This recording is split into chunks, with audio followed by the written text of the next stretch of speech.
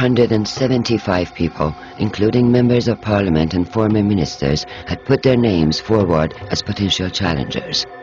But after the all-powerful Guardian Council had worked through the list, only 3 opposition names were left. All of them, or so it seemed, safe establishment figures: Mousavi, a former prime minister, Karoubi, a former parliamentary speaker, and Rezai, the former head of the Revolutionary Guard. This was not a revolution in the making. This was simply an election under the rules established by the Islamic Republic. And Neda, like millions of other young people, would have nothing to do with it. She used to say the election has been decided. The election is futile. It's obvious that Ahmadinejad will be president. The person who has most followers will never be president here. Then something remarkable happened. For the first time ever, rival candidates went head-to-head with Ahmadinejad in a series of televised debates. They attracted huge audiences.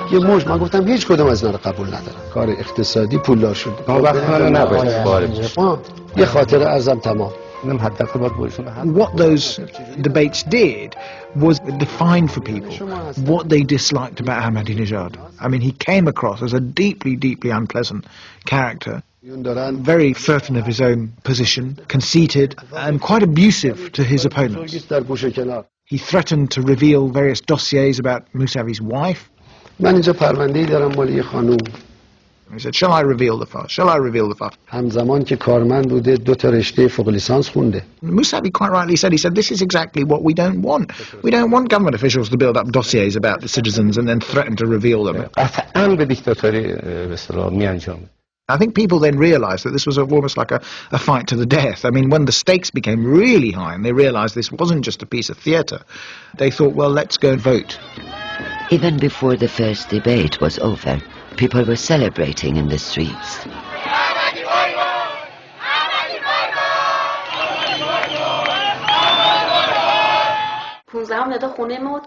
Neda had been at our house during the TV debate. After that, she, my husband and I drove through the streets. Neda called Mom and told her, "You're missing these scenes. Everybody is out." And Mom complained, why didn't we fetch her? It's very sad when you see that joyful week and you realize what finally happened. But for that one week, the atmosphere on the streets was euphoric.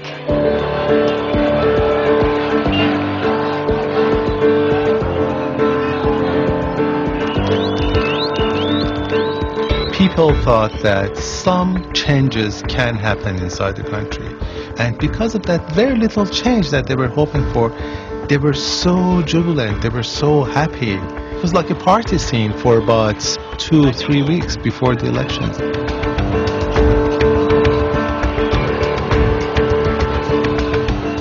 This smallest hope that something could change had created an enormous energy among the younger population.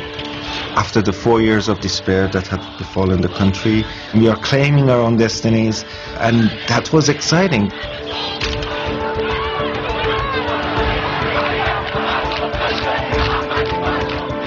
Mr. Ahmadinejad supporters were also in the street, and it was amazing to see how both sides respects each other's choice, that okay, this part of the street is for us, that part is for you, you know, and there were no police, no authority, but people were so good together. It was such an amazing experience for all of us. Mir Hossein Mousavi soon emerged as the opposition frontrunner, attracting massive crowds to his rallies. But it was his wife, Zahra Rahnavard, who gave real luster to his campaign, even holding rallies of her own. A woman playing a major role in a political campaign. This really was a breakthrough in the Islamic Republic of Iran. June the 12th, Election Day. There was real optimism in the air, and people were off to the polls early in the morning. Then suspicions started to build. Opposition candidates complained that their phone and email communication had been obstructed, and their observers denied admission to the polling stations. Neda went with Mohammed to 3 voting stations, but there were no representatives for the opposition candidates. She clashed with the people there. She said, "Well, whose representative is here?" And they said, "Just the representative of Ahmadinejad." She said, "This is nonsense," and she didn't vote. That evening, while people were still voting, the Basij raided Mousavi's headquarters and closed it down, confiscating files and documents. The evidence was captured on cell phones.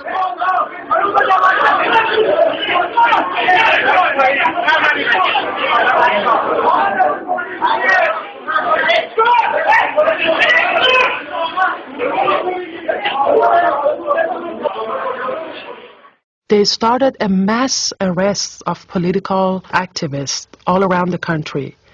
If you think it was a healthy election and you are the president of the country, why this?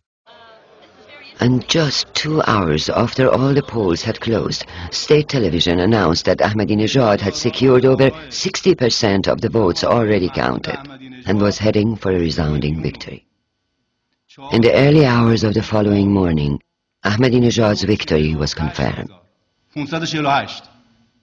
How did they know that he had won by 63% when they hadn't even started counting?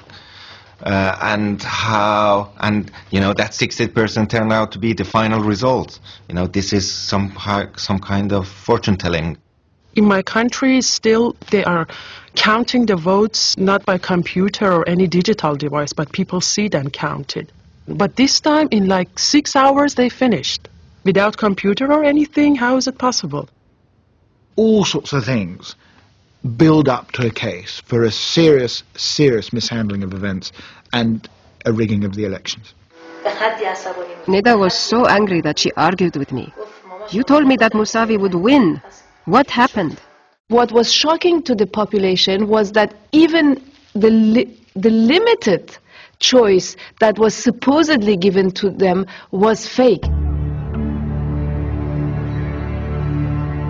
If the rigged election was not provocation enough, on the following evening, Sunday, June 14th, police and the Basij militia mounted an attack on Tehran University. One of the aggressors was so appalled at what they were doing that he recorded the attack on a cell phone and later posted his evidence on the web.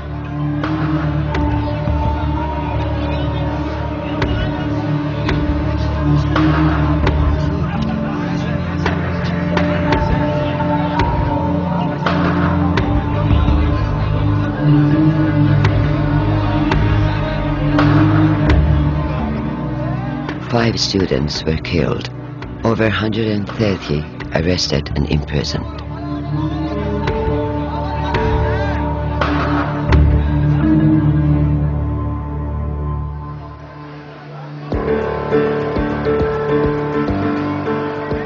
The next day, some of the largest crowds ever seen in this city finally rose in protest, and Neda was there from the start. She joined the others in protest because she felt the Iranian people had been insulted. Even if she hadn't voted herself, her mother, her sister, and her friends had voted. And you could see this millions of people. I think I saw at least 2 or 3 million people on the streets of Tehran on June the 15th. They came out to the streets and demonstrated peacefully. In those 4 days, I think we really witnessed the maturity, the political maturity of Iranian people. They knew what they wanted. They just wanted the reversal of votes, that they didn't want Ahmadinejad as their president. They said that we have to be quiet, we have to be very peaceful because we don't want the government to have an excuse to treat us violently.